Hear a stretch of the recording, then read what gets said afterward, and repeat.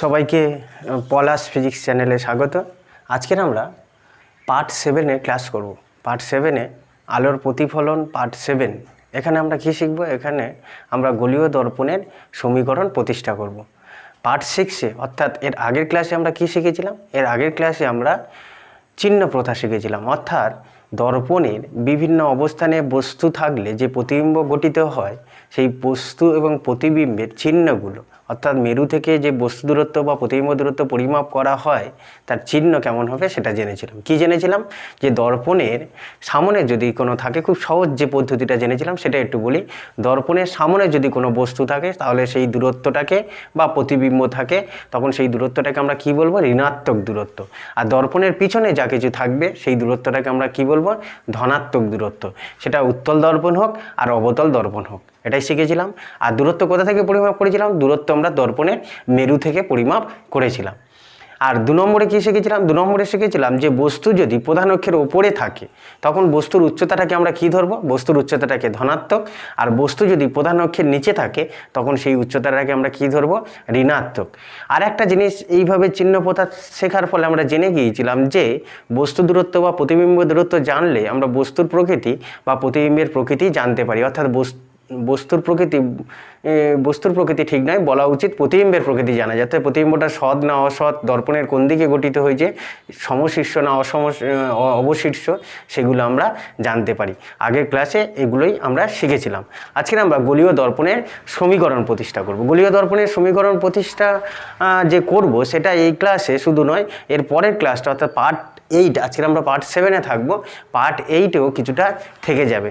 তাই আমরা গোলীয় দর্পণের সমীকরণ প্রতিষ্ঠা করার সময় এই ক্লাসটাও যেমন শিখবো, পরের ক্লাস যেটা আসছে এরপরেই আমরা ম্যাগনিফিকেশান অর্থাৎ বিবর্ধন কি সেটা বোঝার চেষ্টা করব। সেখানে কিন্তু এই গোলীয় দর্পণের সমীকরণ সম্পর্ক যুক্ত হবেই। ফলে আমরা এটা ভালো করে শেখার পর ওটাও করতেই হবে আমাদেরকে।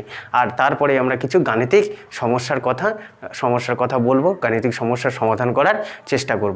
গোলীয় দর্পণের সমীকরণ প্রতিষ্ঠা করার আগে, গোলীয় দর্পণের সমীকরণ কি সেটা বোঝার আগে আমরা প্রথমে একটু বুঝে নিই যে সদিশ আর সর্বসমতা, এই শব্দগুলো আমরা শুনেছি। সর্বসমতা জিনিসটা কি জেনেছি? সদিশতা বা সদিশ ত্রিভুজ কি হয়, কখন দুটো ত্রিভুজ সদিশ হয়, আর সদিশ হলে তারা কি ধর্ম দেখায় সেটা একটু জানবো।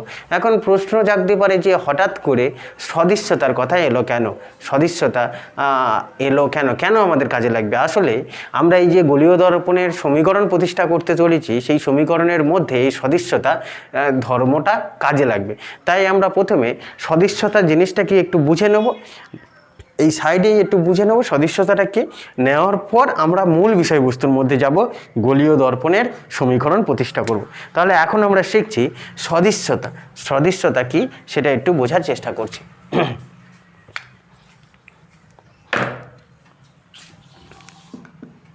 সদিশ্যতা, সদিশ দুটি ত্রিভুজ, এটাই লিখি, দুটি ত্রিভুজের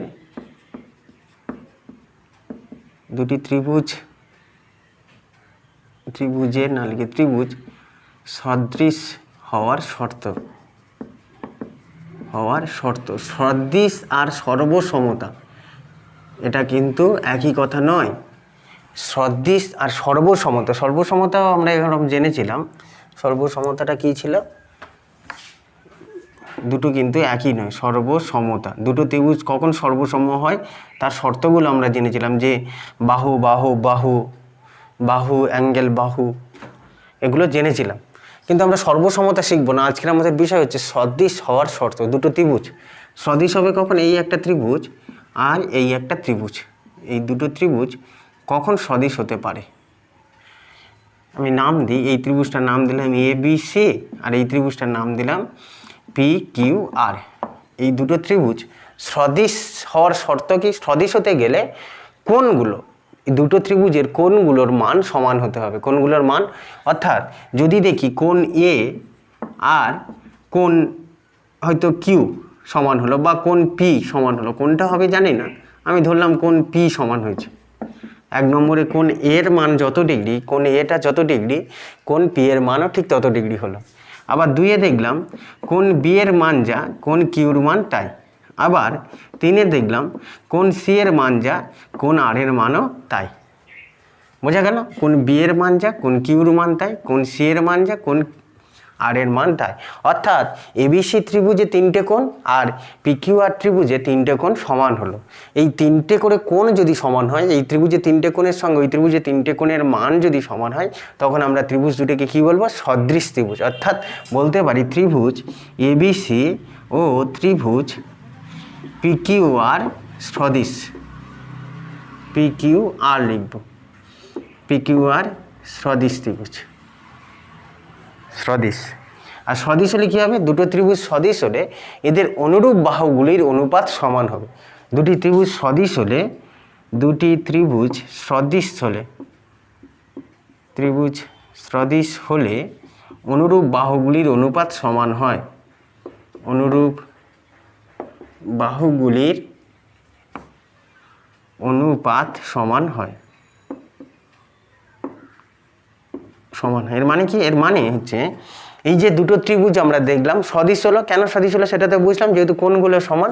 এবার এদের অনুরূপ বাহু, অনুরূপ বাহু মানে যেহেতু আমরা দেখতে পাচ্ছি এ আর পি, এই ত্রিভুজের এ কোণের সঙ্গে এই ত্রিভুজের পি কোণের মান সমান, তাহলে এ ত্রিভুজে এ কোণের সামনের বাহুকে বিসি, বিসি বাই এই পি কোণের সামনের বাহুকে কিউআর, বিসি বাই কিউআর সমান কী হবে? এই যে এ কোণ আর পি কোণ সমান ছিল, তাই এ কোণের সামনের বাহু কি নিলাম?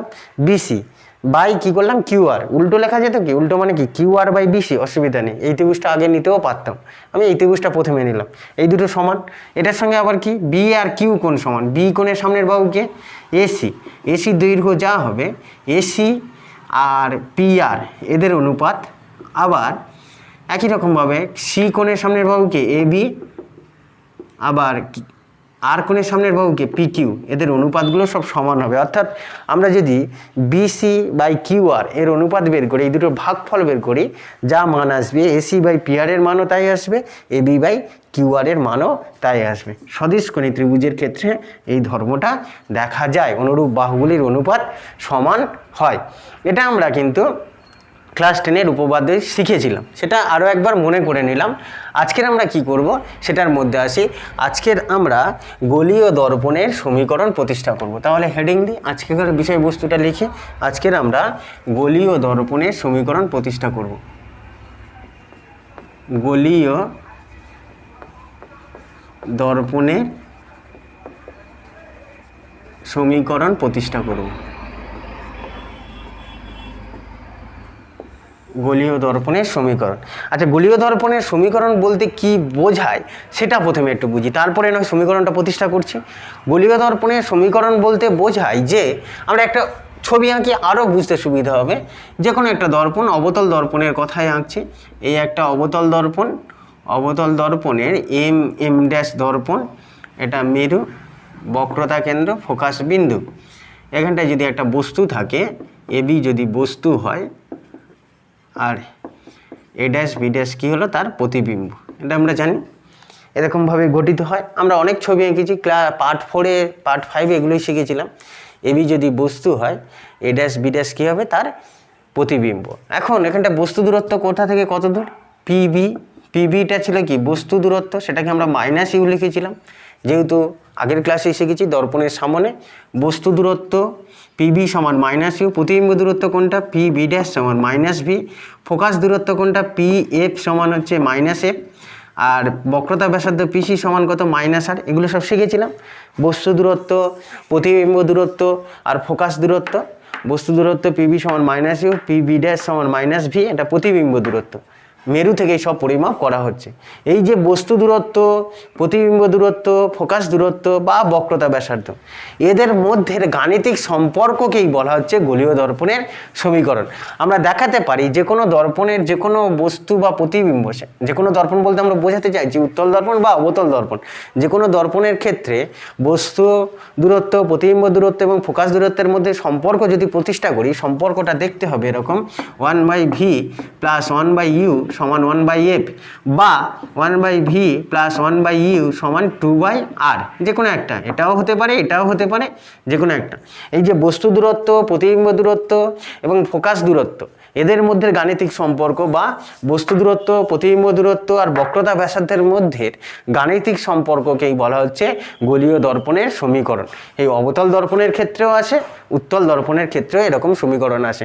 এখানটা একটা প্রশ্ন জাগে যে এই সমীকরণটা কি অবতল দর্পণে সৎ প্রতিবিম্ব গঠনের ক্ষেত্রে, কারণ আমরা জানি অবতল দর্পণ সৎ গঠন করতে পারে, অসৎ প্রতিবিম্ব গঠন করতে পারে, তাহলে কি এই সমীকরণটা সবসময় একই রকম থাকবে? সৎ প্রতিবিম্ব হলেও যেমন দেখতে হবে, অসৎ প্রতিবিম্ব হলে কি সেই একই রকম দেখতে হবে? বা উত্তল দর্পণ আমরা শিখেছিলাম, উত্তল দর্পণ সর্বদাই কী করে? অসৎ প্রতিবিম্ব গঠন করে, তাহলে উত্তল দর্পণের ক্ষেত্রেও একই থাকবে কি? আমরা সেই সমীকরণগুলোই প্রতিষ্ঠা করার চেষ্টা করব। তাহলে আমরা কি প্রতিষ্ঠা করব? আমরা যদি লক্ষ্য করি সমীকরণগুলো কি প্রতিষ্ঠা করব, সমীকরণগুলো এরকম প্রতিষ্ঠা করব, পাশে লিখে দিই, এখানটাই লিখে দিই, কি সমীকরণ প্রতিষ্ঠা করব? প্রতিষ্ঠা করব যে অবতল দর্পণের দুটো ক্ষেত্রে করতে হবে। দর্পণ, আমরা দর্পণের সমীকরণ প্রতিষ্ঠা করছি। দর্পণে দু ধরনের দর্পণ আছে আমাদের, গোলীয় দর্পণ, তাই তো? একটা হচ্ছে উত্তল দর্পণ, একটা অবতল দর্পণ, আর একটা হচ্ছে উত্তল দর্পণ, তাই তো? উত্তল দর্পণ। এবার অবতল দর্পণ দু ধরনের প্রতিবিম্ব গঠন করতে পারে, সৎ প্রতিবিম্ব, অসৎ প্রতিবিম্ব গঠন করতে পারে, শিখেছি। আর উত্তল দর্পণ সর্বদাই কী করে? বস্তুর অবস্থান যাই হোক, উত্তল দর্পণ সর্বদা অসৎ প্রতিবিম্ব গঠন করে। অর্থাৎ আমাদের এই যে গোলীয় দর্পণের সমীকরণটা প্রতিষ্ঠা করতে হবে, এই গোলীয় দর্পণের সমীকরণটা কার জন্য প্রতিষ্ঠা করব?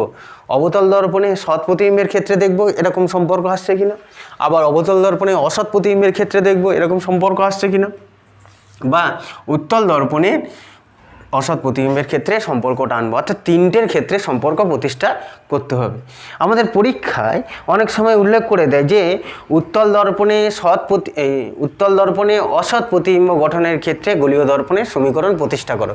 উত্তল দর্পণে অসৎ প্রতিবিম্ব গঠনের ক্ষেত্রে গোলীয় দর্পণের সমীকরণ প্রতিষ্ঠা করো, বা বলে দিল অবতল দর্পণে সৎ প্রতিবিম্ব গঠনের ক্ষেত্রে গোলীয় দর্পণের সমীকরণ প্রতিষ্ঠা করো। অবতল দর্পণে সৎ প্রতিবিম্ব গঠনের ক্ষেত্রে গোলীয় দর্পণের সমীকরণ প্রতিষ্ঠা করো, বা কোনো সময় উল্লেখ করে না, বললো শুধুমাত্র বলে গোলীয় দর্পণের সমীকরণটি প্রতিষ্ঠা করো, সেক্ষেত্রে আমরা যে কোনো একটা ব্যবহার করতে পারি। প্রথমত আজকের আমরা প্রথমে শিখব অবতল দর্পণে সৎ প্রতিবিম্ব, এটা 1 নম্বর কেস। তারপরে অবতল দর্পণে অসৎ প্রতিবিম্ব, এটা 2 নম্বর কেস। আর এইটা 3 নম্বর কেস, উত্তল দর্পণে অসৎ প্রতিবিম্ব। তিনটে ক্ষেত্রেই আমাদের প্রমাণ করতে হবে। প্রথম ক্ষেত্রে কি করব? অবতল দর্পণে সৎ প্রতিবিম্ব হলে এই সমীকরণটা প্রতিষ্ঠা করবে। এই সমীকরণ হয়তো আসবে, হয়তো মানে কি এই সমীকরণই আসবে, সব ক্ষেত্রে এই সমীকরণ আসবে, সেটাই আমরা দেখাবো। তাহলে আমরা এবার লিখি, গোলীয় দর্পণের সমীকরণ প্রতিষ্ঠা করছি ঠিকই, আমরা কার ক্ষেত্রে প্রথমে প্রমাণ করছি? অবতল দর্পণে সৎ প্রতিবিম্বের ক্ষেত্রে প্রথমে সম্পর্কটা প্রতিষ্ঠা করার চেষ্টা করছি। তাহলে এগুলো মুছে দিক। আর অবতল দর্পণে অসৎ প্রতিবিম্ব কখন গঠিত হয় সেটাও আমরা জানি। অবতল দর্পণে অসৎ প্রতিবিম্ব যখন বস্তু ফোকাস থেকে বাইরে, অসীম থেকে শুরু করে ফোকাসের মধ্যে যেখানে খুশি থাকে, ফোকাস বিন্দুর মধ্যে না গেলে হলো, তখনই কি হয়? অবতল দর্পণ অসৎ প্রতিবিম্ব গঠন করে।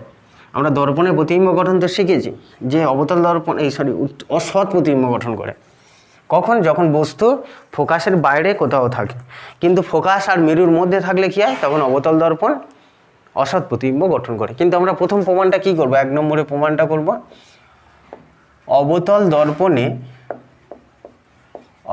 দর্পণে সৎ প্রতিবিম্ব গঠন, সৎ প্রতিবিম্বের ক্ষেত্রে সম্পর্কটা প্রতিষ্ঠা করতে চলেছে। অবতল দর্পণে সৎ প্রতিবিম্বের ক্ষেত্রে গোলীয় দর্পণের সমীকরণ কেমন হয়? আচ্ছা, ছবিটা ওই সাইডে আঁকি, লেখাগুলো এখানটা থাকবে। ছবিটা কেমন হয়? এই হচ্ছে অবতল দর্পণ, একটু বড় করে আঁকি।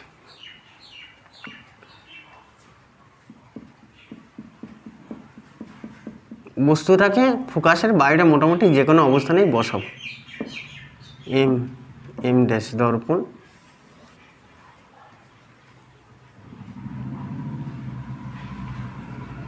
প্রধান অক্ষ, এটাকে আমরা বলেছিলাম মেরু,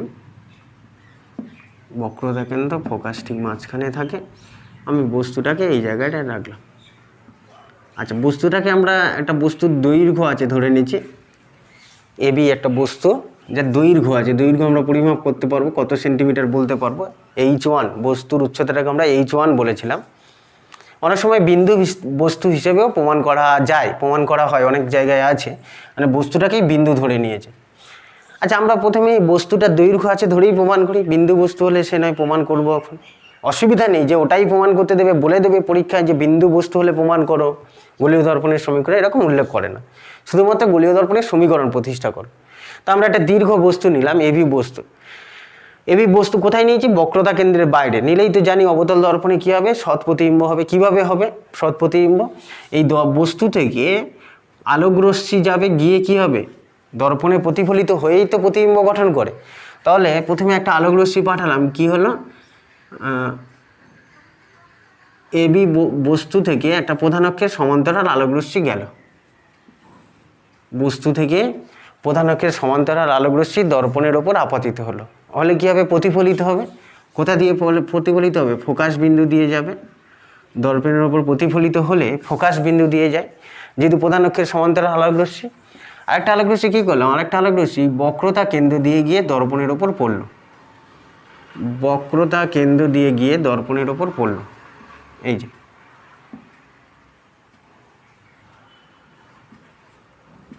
দু নম্বর আলোকরশ্মিটা বক্রতা কেন্দ্র দিয়ে গিয়ে দর্পণের ওপর পড়েছে।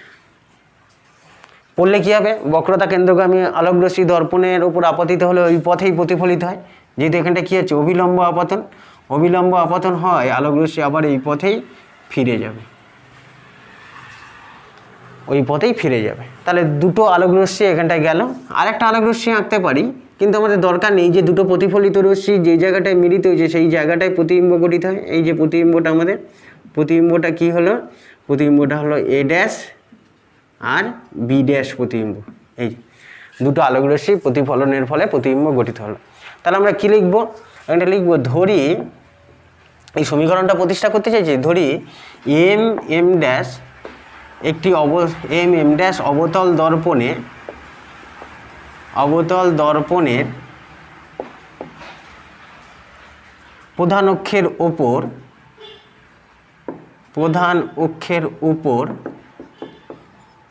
বক্রতা কেন্দ্রের বাইরে, প্রধান অক্ষের ওপর বক্রতা কেন্দ্রের বাইরে এবি, প্রধান অক্ষের ওপর বক্রতা কেন্দ্রের বাইরে এবি বস্তু অবস্থিত, এবি বস্তু অবস্থিত। এই যে ধরলাম, বস্তু থেকে প্রধান অক্ষের সমান্তরাল আলোকরশ্মি, প্রথম আলোকরশ্মিটা তাই ছিল, প্রধান অক্ষের সমান্তরাল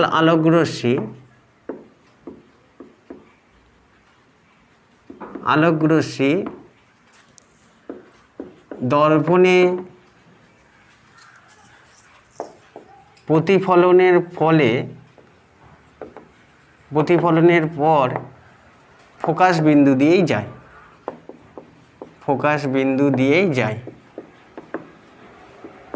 কি হলো, প্রধান অক্ষের সমান্তরাল আলোকরশ্মি প্রতিফলনের পর ফোকাস বিন্দু দিয়েই গেল। তারপরে কি আলোকরশ্মি, তারপরে আলোকরশ্মিটা ছিল বক্রতা কেন্দ্রগামী আলোকরশ্মি। অপর একটি রশ্মি, কোন রশ্মিটা, দ্বিতীয় যে রশ্মিটার কথা বলছি, এই যে বক্রতা কেন্দ্রগামী আলোকরশ্মি, অপর একটি রশ্মি বক্রতা কেন্দ্র দিয়ে দর্পণে আপতনের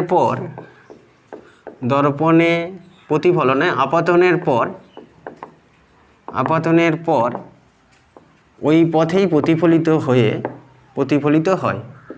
ওই পথেই প্রতিফলিত হয়। বক্রতা কেন্দ্রগামী আলোকরশ্মি দর্পণে পড়ে ওই পথেই প্রতিফলিত হয়ে গেল। আর একটা আলোকরশ্মি আঁকতে পারতাম, কেমন, এঁকেই দিই। এই জায়গা থেকে গিয়ে মেরুতে পড়বে, এখান থেকে আলোকরশ্মি গিয়ে মেরুতে আপতিত হয়েছে, এই যে 3 নম্বর আলোকরশ্মিটা, 3টে তীরচিহ্ন দিলাম, কোনো একটা কোণে, এই যে এখানটায় যে কোণে আপাতিত হবে সেই একই কোণে প্রতিফলিত হবে, প্রতিফলিত হয়ে যাওয়ার পর দেখবো ফোকাস বিন্দু দিয়েই যাবে। এটা এঁকেছিলাম এরকম ছবি, আঁকতেই পারি, অসুবিধা নেই। এটা আই আর এইটা হচ্ছে আর, এই দুটো কোণ কী হবে, সমান হবে। আরও একটি আলোক রশ্মি, যত খুশি আঁকা যায়, তিনটে আঁকলাম এখানটায়। আরও একটি আলোক রশ্মি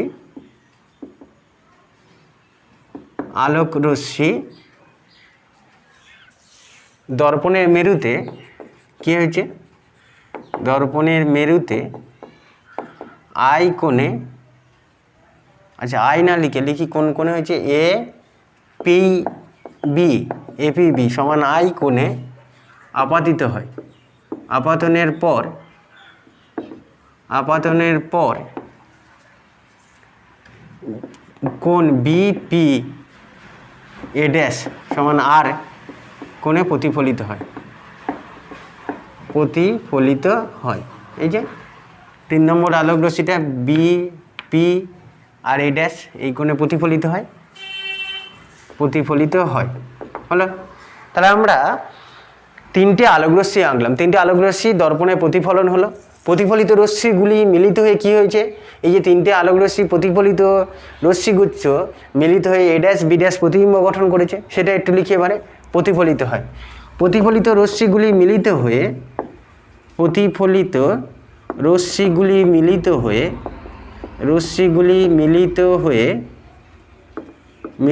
হয়ে এ ড্যাশ বি ড্যাশ, আচ্ছা এবি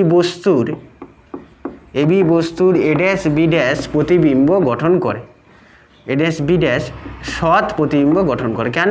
যেহেতু প্রতিফলিত রশ্মিগুলো প্রকৃতপক্ষে মিলিত হয়েছে, সৎ প্রতিবিম্ব গঠন করে। এই লেখা হয়ে গেল। এইটা একটু মনে রাখতে হবে, মনে রাখার দরকার নেই, আমরা ছবিতে এঁকেছি যেভাবে সেটাই লিখেছি, ছবিটা যেভাবে এঁকেছি কীভাবে পরপর আঁকলাম স্টেপ ওয়াইজ সেটাই লেখা হলো। এই লেখাটা কিন্তু প্রত্যেক ক্ষেত্রে আঁকতে হবে, এটা আমরা 1 নম্বর ক্ষেত্রে করছি, 2 নম্বর ক্ষেত্রে, 3 নম্বর ক্ষেত্রেও কিন্তু এই লেখাটা লিখতে হবে। আর এই লেখাটা আমি আর দ্বিতীয়বার লিখবো না, এই লেখাটা আশা করি বোঝা গেছে, নিজেরাই লিখে নিতে পারবো কি হয়েছে এখানটায়। গোলীয় দর্পণের সমীকরণ প্রতিষ্ঠার ক্ষেত্রে করতে হবে, এক্ষেত্রে আমরা এই যে ছবিটার ক্ষেত্রে, এক্ষেত্রে আমরা কি লিখতে পারি, এক্ষেত্রে বস্তু দূরত্ব পিবি, পি থেকে বি হচ্ছে বস্তু দূরত্ব, সেটা -u। কেন -u? যেহেতু দর্পণের সামনে আছে। প্রতিবিম্ব দূরত্ব, এই যে ছবিটার ক্ষেত্রে প্রতিবিম্ব দূরত্ব কত, প্রতিবিম্ব দূরত্ব পি বি ড্যাশ, এটাও কী হবে -v, এও দর্পণের সামনে আছে, পি থেকে বি ড্যাশ প্রতিবিম্ব দূরত্ব।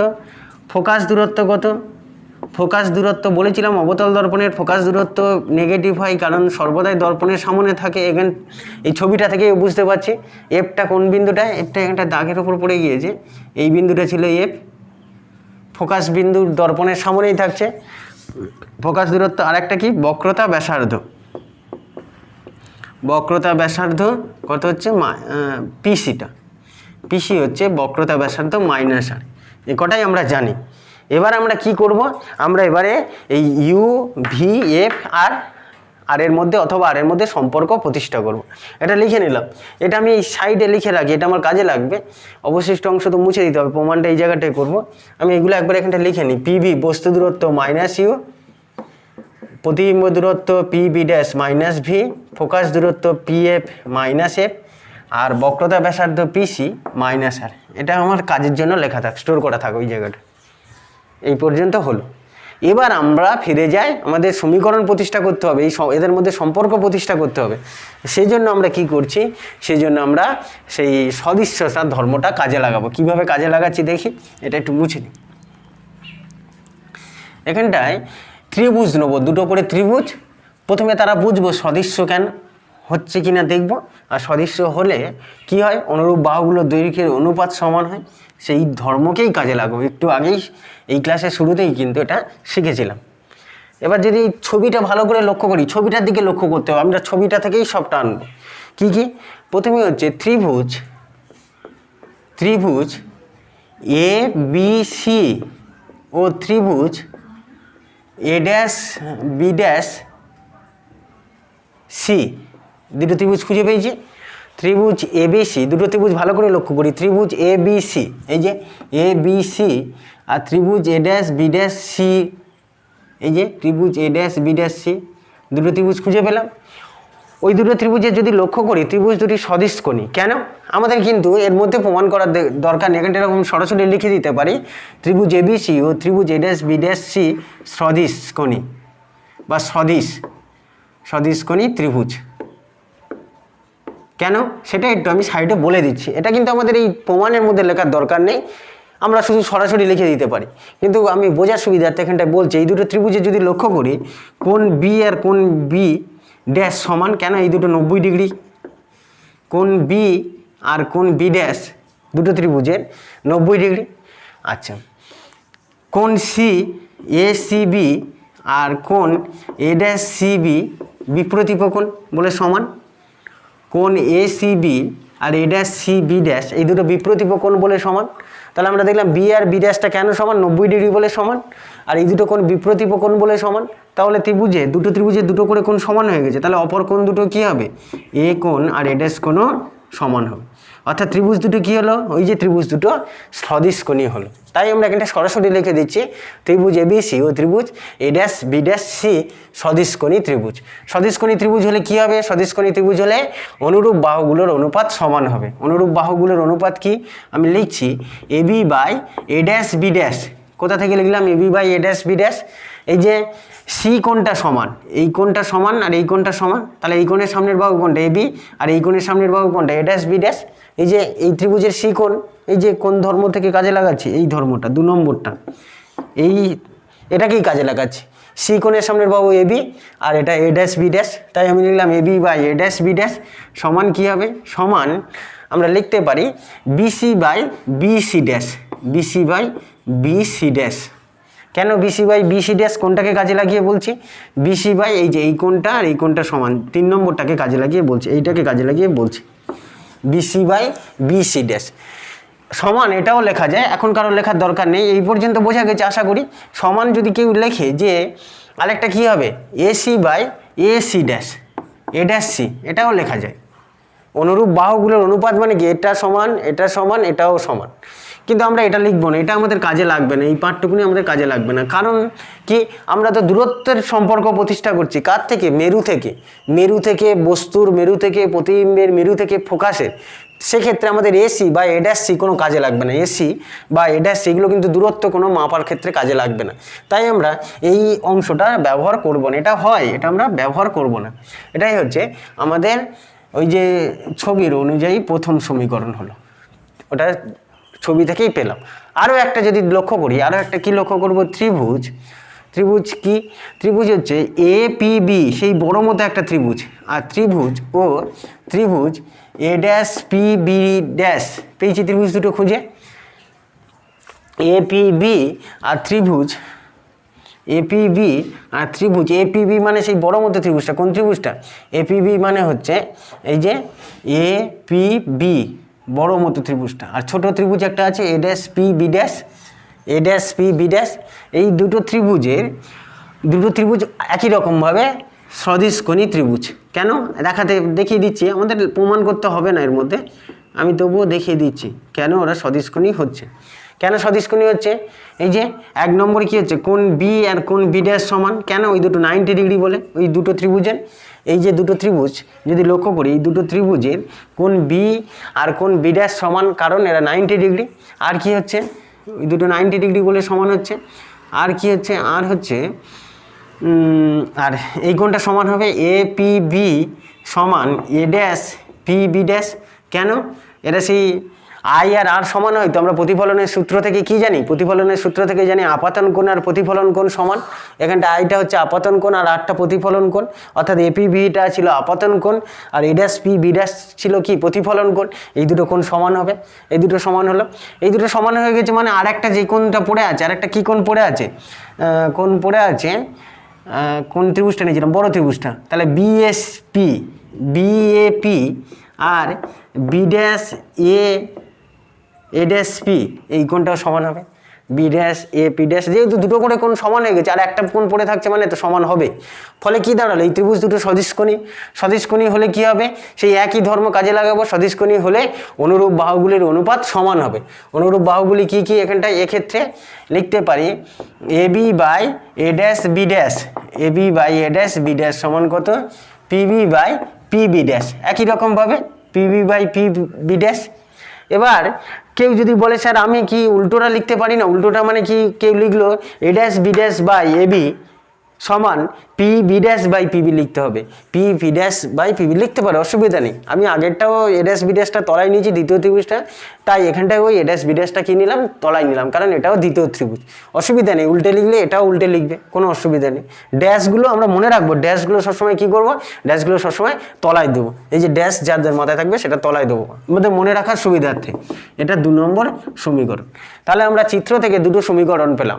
এবার যদি 1 নম্বর আর 2 নম্বর সমীকরণ লক্ষ্য করি, 1 ও 2 তুলনা করে কি পাচ্ছি, তুলনা করে বলতে পারি, তুলনা করে কি পাই, তুলনা করে আমরা এটা লিখতে পারি তো, পিবি বাই পিবি ড্যাশ সমান বিসি বাই বিসি ড্যাশ লেখা যায়।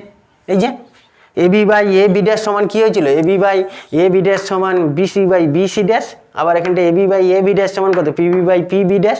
এই দুটো সমান, অর্থাৎ আমরা কি লিখতে পারি, এই দুটো সমান, এই যে লিখলাম পিবি বাই পিবি ড্যাশ সমান কত, বিসি বাই বিসি ড্যাশ। আর এই সমীকরণটা যদি আমরা এই দুটো সমীকরণ তুলনা করে যেটা পেলাম, অর্থাৎ এই সমীকরণটার দিকে যদি লক্ষ্য করি, কি দেখতে পাচ্ছি, সমীকরণটার দিকে লক্ষ্য করে দেখতে পাচ্ছি পিবি কী ছিল, এই যে পিবি আমাদের বস্তু দূরত্ব ছিল, মানে আমরা বস্তু দূরত্ব এসে গেছে, আমাদের সম্পর্ক ওর মধ্যেই ছিল তো, বস্তু দূরত্ব প্রতিবিম্ব দূরত্ব ফোকাস দূরত্বের সম্পর্ক আনবো। পিবিটা এসে গেছে, বস্তু দূরত্ব এসে গেছে, প্রতিবিম্ব দূরত্ব এসে গেছে, কিন্তু সমস্যা তৈরি হয়েছে। কী সমস্যা হয়েছে, সমস্যা হচ্ছে বিসি বা বিসি ড্যাশ জানি না, আমরা তো এই 4টে রাশির মান জানি, বিসি বা বিসি ড্যাশ জানি না। তাহলে আমাদের এমন কিছু করতে হবে যাতে বিসি বা বিসি ড্যাশের পরিবর্তে এগুলো বসানো যায়।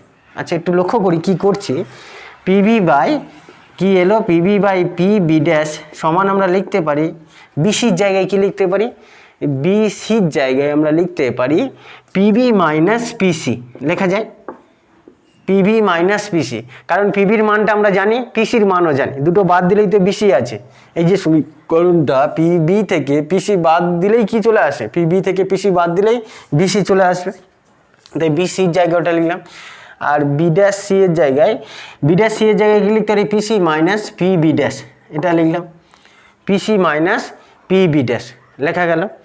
কারণ আমরা এই মানগুলো জানি, যদি দেখি পিসি থেকে এই ছবিটা থেকে খেয়াল করলে পিসি থেকে পি বি ড্যাশ বাদ দিলে কোনটুকুনি আসবে, পিসি থেকে পি বি ড্যাশ বাদ দিলে বি ড্যাশ সি আসছে না, সেই জন্য আমরা বি ড্যাশ সি এর পরিবর্তে এটা বসেছি। কেন, আসলে এই রাশিগুলোর মান আমরা জানি সব, পিবি পিসি ওই যে বের করে রেখেছিলাম, সেগুলো এখানটায় বসাতে পারবো।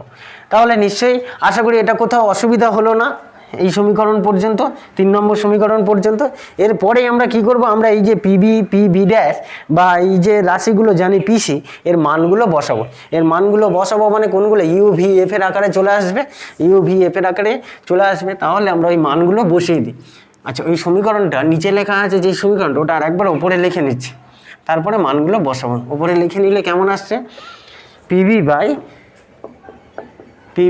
পিবি ড্যাশ সমান কত, পিবি মাইনাস পিসি বাই কত, পিসি মাইনাস পিবি ড্যাশ। এই যে ওই সমীকরণগুলো, এই সমীকরণটা আরেকবার ওপরে লিখে নিলাম। এবার আমরা মানগুলো বসাবো। কি মান বসাবো, চিহ্ন সহ বসাতে হবে, এটা কিন্তু খেয়াল থাকে যেন। পিবির মান কত, পিবির মান আমরা জানি কত হবে, পিবির মান হচ্ছে মাইনাস ইউ। পি বি ড্যাশের মান কত, পি বি ড্যাশের মান হচ্ছে মাইনাস ভি, বসানো হয়ে গেল। পিবির মান বসালাম, পি বি ড্যাশ বসালাম। আবার পিবির মান কত, পিবির মান হচ্ছে, এবার এখানটা বসাচ্ছি মাইনাস ইউ, পিসির মান কত মাইনাস আর, বাই পিসির মান কত মাইনাস আর, পি বি ড্যাশের মান কত মাইনাস ভি। প্রত্যেকটা রাশির মান বসিয়ে দিলাম। এই যে এখানটা জানতাম এগুলো বস্তু দূরত্ব প্রতিবিম্ব দূরত্ব, সেগুলোই বসিয়ে দিলাম।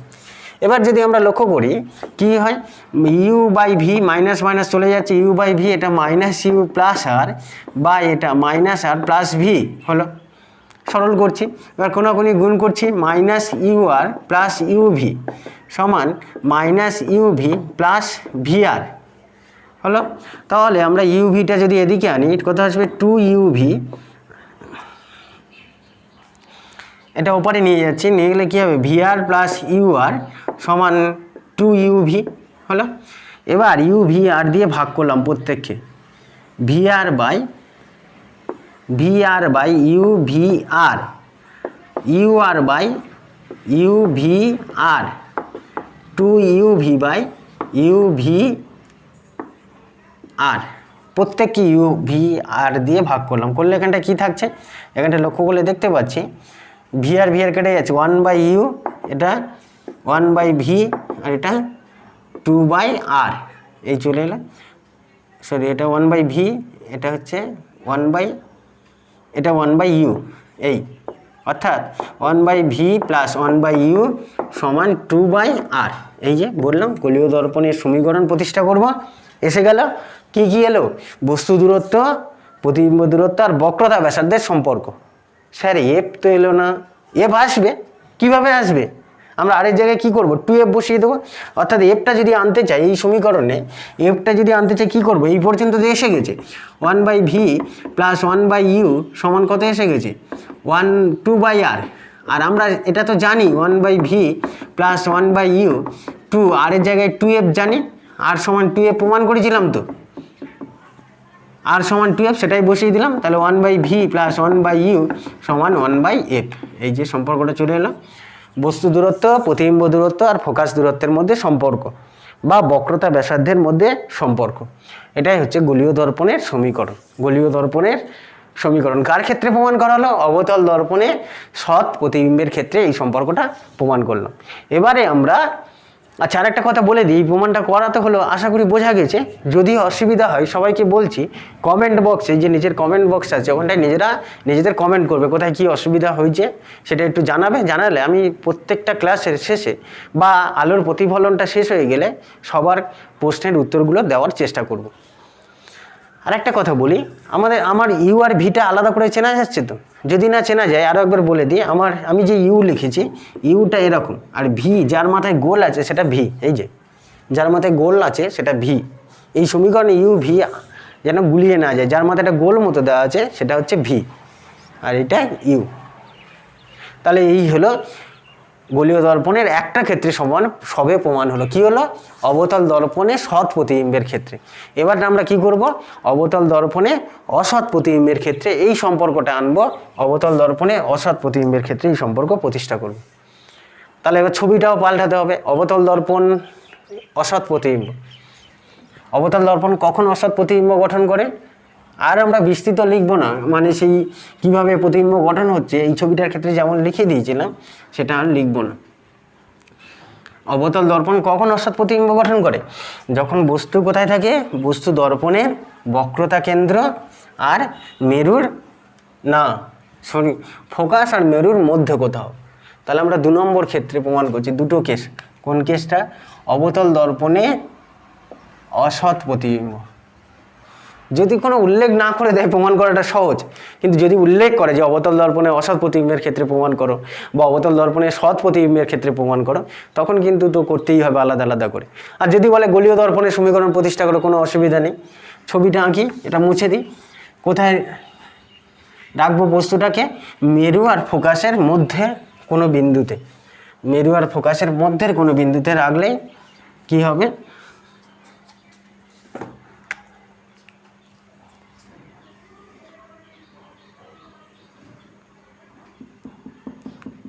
এই অবতল দর্পণ এম ড্যাশ দর্পণ, মেরু, বক্রতা কেন্দ্র, ফোকাস বিন্দু, তিনটে। বস্তুটা কোথায় রাখবো, বস্তুটা এই জায়গাটায় কোথাও রাখবো, বক্রতা কেন্দ্র আর ফোকাসের মধ্যে এবি বস্তু রাখলাম। তাহলে প্রথমে লিখবো, ধরি এম ড্যাশ একটি অবতল দর্পণ, যার দর্পণের সামনে প্রধান অক্ষের ওপর এবি বস্তু অবস্থিত। বস্তুটাকে আমরা কোথায় নিয়েছি, মেরু আর ফোকাসের মধ্যে। এবার কি করব, একটা প্রধান অক্ষের সমান্তরাল আলোকরশ্মি যাবে, এই যে গেল প্রধান অক্ষের সমান্তরাল আলোকরশ্মি দর্পণে প্রতিফলিত হবে। প্রতিফলিত কোন পথে হবে, ফোকাস বিন্দু দিয়ে যাবে। এই যে 1 নম্বর আলোকরশ্মিটা আঁকা হয়ে গেল। লিখব যে প্রধান অক্ষের সমান্তরাল আলোকরশ্মি দর্পণে প্রতিফলনের পর কোথা দিয়ে গেল, ফোকাস বিন্দু দিয়ে গেল। একটা হয়ে গেল। এবার কি করব, আরেকটা আলোক রশ্মি নেবো যাতে মনে হয় সে বক্রতা কেন্দ্র দিয়েই যাচ্ছে, যাতে মনে হয় যে বক্রতা কেন্দ্রগামী আলোক রশ্মি দর্পণের উপর আপাতিত হলো। এই যে 2 নম্বর আলোক রশ্মি, বক্রতা কেন্দ্রগামী আলোক রশ্মি দর্পণের উপর পড়লো, পড়ে কী হবে, বক্রতা কেন্দ্রগামী আলোক রশ্মি দর্পণে পড়লেই আমরা শিখেছিলাম ওই পথেই প্রতিফলিত হবে, এই যে এই পথেই প্রতিফলিত হবে।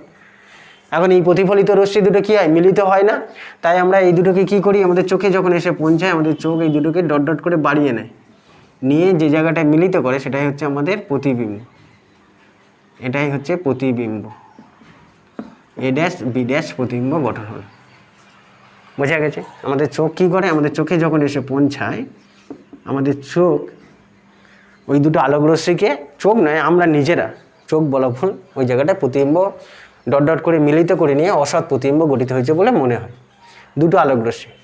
তাহলে ওইভাবে লিখবো, আগেরটা যেমন লিখেছিলাম ঠিক একই রকমভাবে লিখবো। এরকম দুটো আলোক রশ্মি হলো, আরেকটা আলোক রশ্মি করা যাবে, সেটা কি, একটা আলোক রশ্মি বক্রতা কেন্দ্র দিয়ে মেরুতে গিয়ে পড়বে কোনো একটা কোণে, এই যে 3 নম্বর আলোক রশ্মিটা পড়ে সেই কোণেই কী হবে, প্রতিফলিত হবে।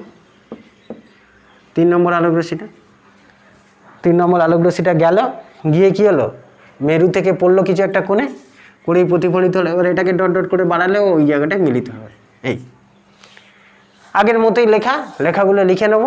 তাহলে এখানে বস্তু দূরত্ব যদি লিখি, এই ছবিটার ক্ষেত্রে এখানটা লিখে নিচ্ছি, এক্ষেত্রে ছবির লেখার পর থেকে মানে ছবিটা কিভাবে গঠিত হয়েছে সেটা এই ওপরে লিখেছিলাম অনেকটা, তারপরেই শুরু হয়েছিল এক্ষেত্রে, এখানটা সেই এক্ষেত্রে থেকে শুরু করছি। এক্ষেত্রে বস্তু দূরত্ব, ওপরের লেখাগুলো কিন্তু লিখতে হবে, এটা আমি লিখে দিলাম না, লেখা মানে সেই প্রথমটা যেমন লেখা হয়েছিল ওগুলো লিখে নেবে তোমরা নিজেরা। এক্ষেত্রে বস্তু দূরত্ব কোনটা, বস্তু দূরত্ব পিবি সমান কত, -ইউ, পি থেকে বি বস্তু দূরত্ব, তাই দর্পণের সামনে আছে বলে তাই মাইনাস। প্রতিবিম্ব দূরত্ব কোনটা, প্রতিবিম্ব দর্পণের পিছনে হয়েছে, আর পিছনে গঠিত হলেই তো বলেছি কি হয়, পিছনে গঠিত হলেই অসৎ প্রতিবিম্ব, তাই এটা পজিটিভ। Plus V. ফোকাস দূরত্ব কত, ফোকাস দূরত্ব হচ্ছে, ফোকাস দূরত্ব পিএফ সমান কত, -এফ, এটাও একই কারণে দর্পণের সামনে আছে। আর একটা হচ্ছে বক্রতা ব্যাসার্ধ, বক্রতা ব্যাসার্ধ পিসি সমান কত, -আর। সব কটাই তো সামনে, শুধু প্রতিবিম্বটা কী হয়েছে, প্রতিবিম্বটা এক্ষেত্রে এই ছবিটার ক্ষেত্রে প্রতিবিম্বটা দর্পণের পিছনে গিয়েছে, আর দর্পণের পিছনে গিয়েছে বলে কী হয়েছে, পজিটিভ হয়ে গেছে, হয়ে গেল। এবার আমরা সেই ফিরে যাব কি, ত্রিভুজ কোনটা লিখবো, আগে যা লিখেছিলাম সেই একই রকম প্রমাণ। ত্রিভুজ প্রথমে কি রেখেছিলাম, এ বি সি, ও ত্রিভুজ A dash B dash C, পেয়েছি ত্রিভুজ দুটো খুঁজে, ত্রিভুজ এ বি সি আর একটা বিশাল বড় ত্রিভুজ A dash B dash C, ওপারটা মিলে এই ত্রিভুজ দুটি কী হবে, সদিশকোণী। ত্রিভুজ দুটি কি, সদিশকোণী ত্রিভুজ। কেন, এই একই রকমভাবে দেখাতে পারি, একই রকমভাবে এখানটা একটু দেখিয়ে দিই, এই জায়গাটা একটু লিখে দিই ব্র্যাকেটের মধ্যে, এটা আমাদের কাজে লাগবে না তবুও লিখে দিচ্ছি। কোন কোন ত্রিভুজ, ত্রিভুজ এ বি সি আর ত্রিভুজ A dash B dash C. ত্রিভুজ দুটো প্রথমে খুঁজতে হবে, এই ছবিতে কোথায় আছে, A B C R A dash B dash C. এই ত্রিভুজ দুটোর কোন বি আর কোন বি ড্যাশ সমান, কেন, এই দুটো 90 ডিগ্রি বলে। আর দুজনের সাধারণ কোণ সি হচ্ছে দুজনের ক্ষেত্রে আছে সাধারণ কোণ, তাহলে অপর কোণটা তো সমান হবে, কোণ নিয়ে আর কোণ এ ড্যাশ সমান হবেই তো। মানে কি হলো, 3টে কোণ সমান হয়ে গেছে, দুটো ত্রিভুজে 3টে কোণ সমান হলে কি হয় জানি, দুটো ত্রিভুজে 3টে কোণ সমান হলে ত্রিভুজ দুটি সদিশকোণী হয়, অর্থাৎ এই ত্রিভুজ দুটো সদিশকোণী। বোঝা গেল? তাহলে সদিশকোণী হলে কি হবে, অনুরূপ বাহুগুলোর অনুপাত সমান হবে, অর্থাৎ A B by A dash B dash সমান কত লিখতে পারি, A B by A dash B dash সমান, আগে যেটা লিখেছিলাম সেটা লিখবো BC by BC dash, BC by BC dash নয় B dash C, B dash C, BC by এই ত্রিভুজটার বিসি নিয়েছি আর বড় ত্রিভুজটার বি ড্যাশ সি নিয়েছি, আর অন্যটা নিয়ে নিই AC R A dash C নিয়ে নিই, সেটা তো আমাদের কাজে লাগবে না, আগে বলেই দিলাম এসি এটা সমান কত লিখতে পারি, AC by A dash C, এটা আমাদের কোনো কাজে লাগে না বলে এটা নিই না, এটা বাদ দিয়ে নিই, এটা দরকার নেই। এটা হচ্ছে 1 নম্বর সমীকরণ, একদম একই প্রমাণ। ছবিটা যদি একবার এঁকে নিতে পেরেছি, আর ছবি আঁকাতে আমরা পার্ট 4ই শিখেছিলাম, ভালো করেই চেষ্টা করেছিলাম বলে দেওয়ার, যদি কারোর অসুবিধা থাকে পার্ট 4টা একবার দেখে নেবে, এই ভিডিওর ডেসক্রিপশান বক্সে লিঙ্কগুলো দেওয়া আছে, প্রত্যেকটা ভিডিওর লিঙ্ক দেওয়া আছে আগের ক্লাসে।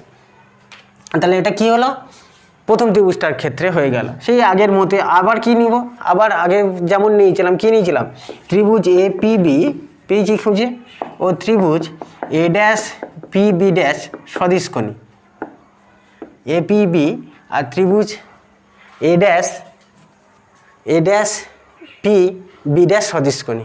কেন সদিশকোণী কারণটা যদি বলি, কারণটা যদি দেখাতে চাই ওদের মধ্যে কি করে ত্রিভুজ এ পি বি খুঁজে পাওয়া গেছে। তো এই যে ছোট্ট মতো একটা ত্রিভুজ এ পি বি আর A dash P B dash, কেন, কারণ হচ্ছে কোণ বি আর কোণ বি ড্যাশ সমান, এই দুটো 90 ডিগ্রি বলেই সমান দুটো ত্রিভুজে।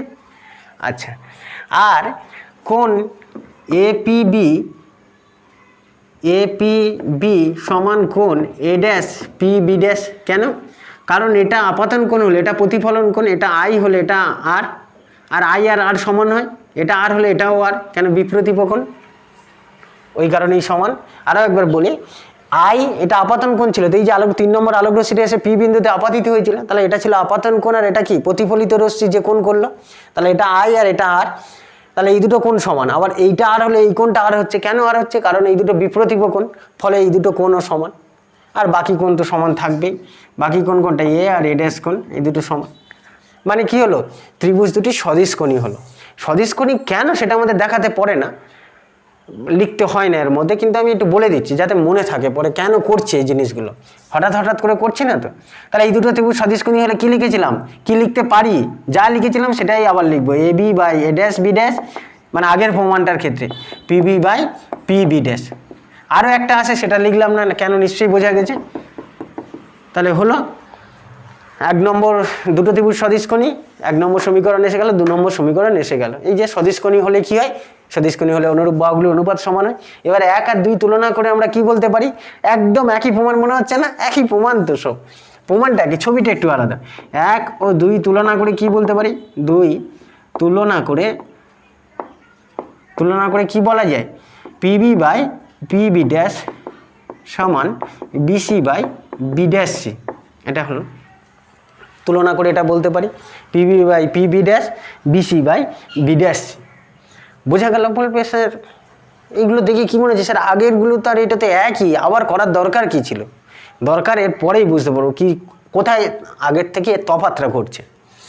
আচ্ছা, এবার সেই বিসির মান জানতাম না বলে আমি কি করেছিলাম, পিবি বাই পিবি ড্যাশ বিসির জায়গায় আমরা কি লিখতে পারি, এখানটা একটু লক্ষ্য করবো, আগের যে 1 নম্বর প্রমাণ যেটা করা হয়েছিল আগের প্রমাণটার সঙ্গে এখানটা একটু আলাদা হয়ে যাচ্ছে।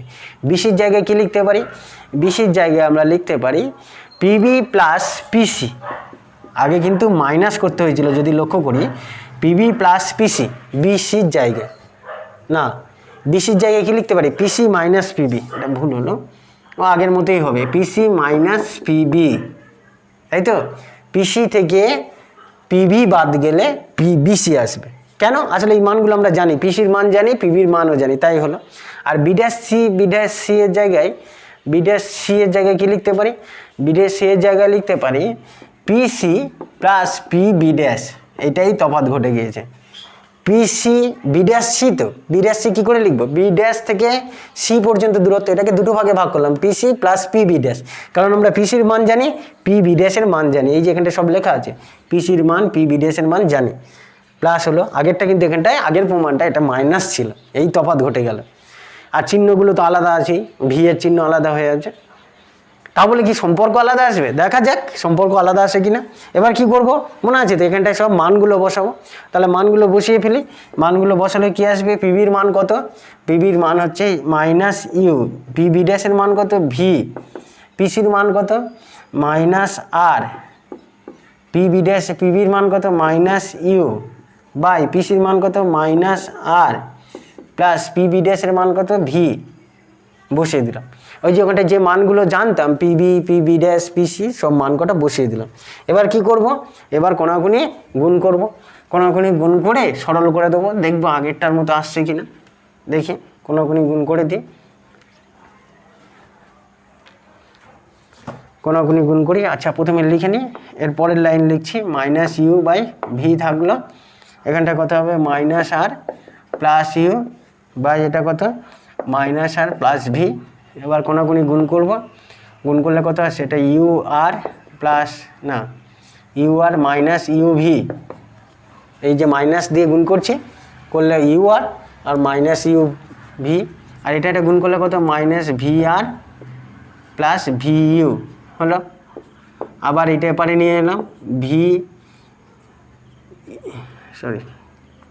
You R plus V R সমান 2 ইউ ভি, এই ইউ ভিটা ওপরে গেলে ইউ ভি হয়ে যাবে। এবার ভাগ করে দেবো ইউ ভি আর দিয়ে, প্রত্যেককে ইউ ভি আর দিয়ে ভাগ করে দিচ্ছি প্রত্যেককে, ওর মতো দেখতে আনবো বলে এই আর কি, আমাদের এসে গেছে কিন্তু। ইউ ভি আর দিয়ে ভাগ করে দিলাম। আমার ইউ আর ভিগুলো চেনা যাচ্ছে তো, আমি বলেই দিয়েছি কীভাবে চিনে রাখতে হবে। যার মাথায় গোল দেওয়া আছে সেটা ভি, আর যার মাথায় ঠ্যাংটা লম্বা করা আছে সেটা ইউ। এবার কাটাকুটি করলে কত আসবে 1/, এটা ইউ ভি করলো কোথা থেকে হলো, এটা ইউ আর ছিল তো, ভাগ করে দিলে 1/ভি, এটা 1/ইউ, এটা 2/আর, এসে গেল না? একই এলো তো, একই আসবে। সে সৎ প্রতিবিম্বের ক্ষেত্রে যা আসে অসৎ প্রতিবিম্বের ক্ষেত্রেও তাই আসে। তাহলে সম্পর্ক প্রতিষ্ঠা হয়ে গেল। আর আরের জায়গায় 2f বসাতে পারি, বসালে কি আসবে 1/ভি প্লাস 1/ইউ, আর 2 আরের জায়গায় কত 2f, 2 কেটে যাবে, গেলে কত 1/ভি প্লাস 1/ইউ সমান 1/f, এই সম্পর্ক চলে এলো। একই, এটাও হতে পারে অথবা এটা, যে কোনো একটা কাজে লাগবে, কিছু নেই। আরের জায়গায় শুধু কী করছি, আরের জায়গায় আমরা 2f বসাচ্ছি, এই তো। এটা হয়ে গেল কি অবতল দর্পণে অসৎ প্রতিবিম্ব। বোঝা গেছে? অসুবিধা হলে সব বলছি, অসুবিধা হলে কমেন্ট বক্সে কমেন্ট করবে সবাই, যার যা অসুবিধা আছে, আমি কমেন্টগুলো উত্তর দেওয়ার চেষ্টা করবো অসুবিধাগুলো। এরপরে কি শিখবো, আর একটা কেস বাকি আছে, কি মনে আছে? দুটো করলাম, কি অবতল দর্পণ দু ধরনের প্রতিবিম্ব গঠন করতে পারে, সৎ, সেটার ক্ষেত্রে প্রমাণ হলো। গোলীয় দর্পণের সমীকরণ প্রতিষ্ঠা করলাম। অবতল দর্পণে অসৎ, সেটাও হয়ে গেল। এবার বাকি আছে উত্তল দর্পণে অসৎ প্রতিবিম্ব। উত্তল দর্পণে অসৎ প্রতিবিম্বটা ছবিটা একটু এঁকে দিই, প্রমাণটা আমরা নিজেরা করে নেবো, একদম এইটার মতোই প্রমাণ। ছবিটা আমি একটু এঁকে দিচ্ছি, নিজেরা একটু প্রমাণটা করে নেবে, করে নিলেই হয়ে যাবে। যদি অসুবিধা থাকে আমাকে বলবে, না হয় আমি আবার আরেকটা ক্লাসে বলে দেবো। এই সমীকরণগুলো কিন্তু প্রতিষ্ঠা পড়ে। এরপরে আমরা করব 3 নম্বরে। 3 নম্বরে সমীকরণ কি, কোনটার? উত্তল দর্পণে অসৎ প্রতিবিম্ব। এতক্ষণ অবতল দর্পণ হচ্ছিল, এবার আমরা করব উত্তল দর্পণে অসৎ প্রতিবিম্ব।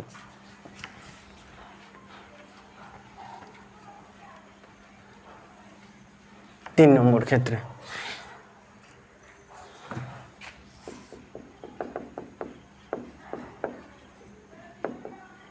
উত্তল দর্পণে সৎ হবে না কেন, এটা আমি বলবো না, এটা নিজেরা কমেন্ট করে জানাবে কেন হবে না। উত্তল দর্পণে প্রমাণ করা হলো না কেন, উত্তল দর্পণে অসৎ প্রতিবিম্ব। উত্তল দর্পণে অসৎ প্রতিবিম্বের ক্ষেত্রে প্রমাণ করুন।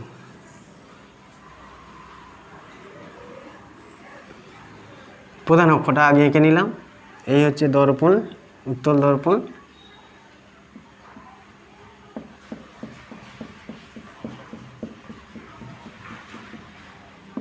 এম ড্যাশ, এটা মেরু, বক্রতা কেন্দ্র, এটা ফোকাস বিন্দু। বস্তুটা কোথায় থাকবে? দর্পণের সামনে, যেখানে খুশি রাখলাম। এবি বস্তু, বস্তু থেকে একটা প্রধান অক্ষের সমান্তরাল আলোকরশ্মি গেল, সেই লেখাগুলো একই। ধরি এম ড্যাশ একটা উত্তল দর্পণ, যার বক্রতা, যে দর্পণের সামনে এবি প্রধান অক্ষের ওপর অবস্থিত বস্তু, প্রধান অক্ষের সমান্তরাল একটা আলোকরশ্মি গেল, এমনভাবে প্রতিফলিত হবে, কি মনে হবে? যেন ওটা ফোকাস বিন্দু দিয়েই যায়। এই যে প্রথম আলোকরশ্মিটা চলে গেল, হলো একটা আলোকরশ্মি আঁকলাম, মানে এমনভাবে প্রতিফলিত হবে যাতে মনে হয় ও ফোকাস বিন্দু দিয়েই যাচ্ছে, যেন যেত, বুঝছে? ফোকাস বিন্দুগামী আলোকরশ্মি, হ্যাঁ না? প্রধান অক্ষের সমান্তরাল আলোকরশ্মি ফোকাস বিন্দু থেকে অপসৃত হচ্ছে বলে মনে হয়। আরেকটা কি আলোকরশ্মি এঁকেছিলাম? আরেকটা বক্রতা কেন্দ্রগামী আলোকরশ্মি, এখান থেকে এমনভাবে যাবে যেন মনে হয় বক্রতা কেন্দ্র দিয়েই যাচ্ছে। এই যে বক্রতা কেন্দ্র, তাহলে আমি এখান থেকে সরাসরি পাঠালাম, কিন্তু ও তো দর্পণের ওপারে ভেদ করে যেতে পারবে না, শিখেছিলাম এগুলো সব। 2 নম্বর আলোকরশ্মিটা গিয়ে কী হবে? ওই পথেই ফিরে যাবে, এই যে এই পথেই ফিরে গেল। বক্রতা কেন্দ্রগামী আলোকরশ্মি দর্পণে অবিলম্বভাবে আপাতিত হয় বলে একই পথে প্রতিফলিত হলো, 2 নম্বর আলোকরশ্মি। আর 3 নম্বরটা কি? এই গেল মেরুতে পড়লো কোনো একটা কোণে, আবার সেই কোণেই প্রতিফলিত হলো, 3টে আলোক রশ্মি হলো। এটাকে যদি ডট ডট করে বাড়াই, এই ছবিটা একটু বেঁকে গিয়েছে, এটাকে যদি ডট ডট করে বাড়াই 3 নম্বর আলোক রশ্মি, এটা সেই মেরুতে কেন একটা কোণে আপতিত হয়েছে, এই জায়গাটায় প্রতিবিম্ব গঠন হবে, এই সেই প্রতিবিম্বটাই। এবার বাচ্চা প্রতিবিম্ব হয়েছে, খুব ছোট্ট মতো প্রতিবিম্ব হয়েছে, এ ড্যাশ বি ড্যাশ, তাই তো?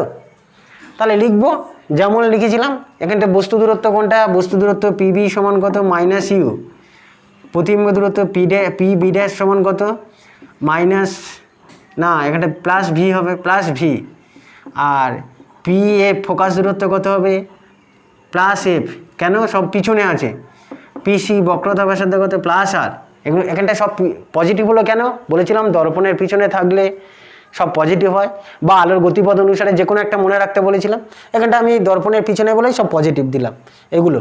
কিন্তু পি বিটা অর্থাৎ বস্তু দূরত্ব, পি বিটা বস্তু দূরত্ব এতক্ষণে জেনে গেছি, বস্তু দূরত্ব মাইনাস কেন, দর্পণের সামনে আছে। তারপরে কি লিখবো, তারপরে লিখবো ত্রিভুজ এ বি সি ও ত্রিভুজ A dash B, A dash C B, sorry A dash B dash C সদিশকোণী, ওই দুটো ত্রিভুজ থেকে। কেন সেই কারণগুলো একই রকমভাবে দেখানো যাবে। কি লিখবো, A B by A dash A B dash, B C by B dash C, এটা 1 নম্বর। যেমন আগে প্রমাণ করেছিলাম একই রকমভাবে এখানটা দেখানো যাবে সব কটা। আবার পরে আরেকটা কি, ত্রিভুজ এ পি বি, ত্রিভুজ এ পি বি ও ত্রিভুজ A dash P B dash সদিশকোণী, সদিশকোণী হলে কি হবে, সেই A B by A dash B dash একই রকমভাবে সব দেখানো যাবে, বিসি বাই, না এখানটা বিসি হবে না, এখানটা কি হবে, এখানটা পিবি বাই পিবি ড্যাশ, তাই তো? 2, 1 আর 2 তুলনা করে কি বলবো, 1 আর 2 তুলনা করে আমরা বলে দেবো, তুলনা করে কি বলবো, BC by B dash C আর পিবি বাই পিবি ড্যাশ, সেটা উল্টে লেখা হয়ে গেছে, পিবি বাই পিবি ড্যাশ সমান কত BC by B dash C, একই রকম, একদম একই। 1 নম্বরের প্রমাণ যা, 2 নম্বরের প্রমাণ যেমন, 3 নম্বরের প্রমাণটাও সেই একই রকম, পাল্টে যাবে এই জায়গা থেকে। তাহলে পিবির জায়গায়, আচ্ছা পিবি বাই পিবি ড্যাশ থাকলো, বিসির জায়গায় আমরা কত লিখতে পারি, এই সমীকরণ থেকে দেখতে পাচ্ছি, বিসির জায়গায় আমরা লিখতে পারি PB plus PC by B dash C এর জায়গায় কি লিখতে পারি, বি ড্যাশ সি এর জায়গায় লিখতে পারি পিসি মাইনাস পিবি ড্যাশ, হলো। এবার এই চিহ্নগুলো বসাবো, ওই পিবির মান কত বসাবো, মাইনাস ইউ, পিবি ড্যাশের জায়গায় ভি, এটা মাইনাস ইউ, এটা আর, পিসির জায়গায় আর, আর এটা পিবি ড্যাশের জায়গায় ভি, কোনাকুনি গুণ করে দেবো, দিলেই এটা সরল করলেই কি আসবে, এখান থেকেই প্রমাণ হয়ে যাবে 1/v প্লাস 1/u সমান 2/r বা 1/f। একই, 3টে দর্পণের ক্ষেত্রে একই প্রমাণ হলো, 3টে দর্পণে দুটো দর্পণের ক্ষেত্রে একই রকম 3টে কেস হলো, একই প্রমাণ। এটা বাকিটা সরল করে নেওয়া যাবে আশা করছি। তাহলে আমরা আজকের কি শিখলাম, আজকের ক্লাসে আমরা গোলীয় দর্পণের সমীকরণ প্রতিষ্ঠা করা শিখলাম, কিভাবে সদৃশ্যতা ধর্মকে কাজে লাগিয়ে প্রমাণ করলাম। বস্তুটার একটা দৈর্ঘ্য আছে, এবি বস্তুর একটা উচ্চতা আছে ধরে নিয়েছি, অনেক ক্ষেত্রে বিন্দু বস্তু হিসেবে ধরে। এর পরের ক্লাসে আমরা রৈখিক বিবর্ধন কি বোঝার চেষ্টা করব। আর পরের ক্লাসটায় আলোর প্রতিফলন, আমাদের যে সিলেবাসে পাঠ্যসূচির যে অংশটুকুনি আছে সেটাই শেষ হয়ে যাবে, আলোর প্রতিফলন শেষ হয়ে যাবে। তারপরের ক্লাসে আমরা কিছু গাণিতিক সমস্যার সমাধান করব। তবে হ্যাঁ, পরের ক্লাসে রৈখিক বিবর্ধনটা বুঝতে গেলে, রৈখিক বিবর্ধন জানতে গেলে আমাদের এই সমীকরণগুলো কিন্তু মনে রাখতে হবে, কিভাবে এসেছিল, ছবিতে কোনটা কি নাম দেওয়া ছিল, সব উল্টোপাল্টা নাম দিলে কিন্তু পরে বুঝতে অসুবিধা হবে। এই ছবিতে নামগুলো কি কোনটা দেওয়া আছে এটা একটু ভালো করে জেনে রাখতে হবে, কারণ এই সমীকরণগুলো, এই যে যেমন আমি পরের ক্লাসে যদি হঠাৎ করে বলি যে আমরা আগের ক্লাসে শিখেছিলাম পিবি বাই পিবি ড্যাশ সমান BC by B dash C, হঠাৎ করে লিখে দিলাম, যদি অবাক হয়ে যায় যে কোথা থেকে এলো বুঝতে পারছি না, তাহলে তো অসুবিধা হবে। ফলে আমরা কি করব, এটা ভালো করে খাতায় লিখে প্র্যাকটিস করব আর নিজেরা বোঝার চেষ্টা করব কি হলো। আরেকটা কথা, যদি উত্তল দর্পণে অসৎ প্রতিবিম্ব প্রমাণ করতে দেয় তাহলে কি এখান থেকে লিখলে হবে না, এখান থেকে লিখলে কিন্তু প্রমাণ করতে দিলে এইটুকুনি লিখলে হবে না। আমরা যেহেতু একই জিনিস আর লিখবো না বলেই এখান থেকে শুরু করেছি, লিখতে হবে এরকম দর্পণ নেওয়া হয়েছে, একটা প্রধানকের সমান্তরাল আলোকরশ্মি গিয়ে গেল, আর একটা আলোকরশ্মি বক্রতা কেন্দ্র দিয়ে গেল, আর একটা আলোকরশ্মি মেরুতে পড়লো, প্রতিফলিত রশ্মি মিলিত হয়ে প্রতিবিম্ব গঠন করলো, তারপরে লিখবো এক্ষেত্রে বস্তু দূরত্ব এগুলো, তারপরে এই প্রমাণটা করব যখনই দেবে।